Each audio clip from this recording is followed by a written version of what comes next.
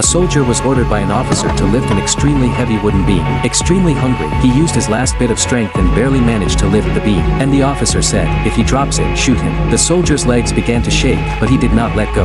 He wasn't fighting to save his life, he was fighting for his crushed dignity. Every second felt heavier, yet he refused to give up. The prisoners around him were stunned. In their eyes, he was no longer just a soldier. Even in the arrogant eyes of the enemy officer, fear started to appear. The other prisoners stopped working and gathered around him, giving him courage. Because he wasn't just holding a piece of wood anymore, he was holding the spirit of an entire nation. He stared into the enemy officer's eyes and thought, "I must live because my courage alive is scarier than their death." With one final push, he lifted the beam even higher, with a strength that refused to break.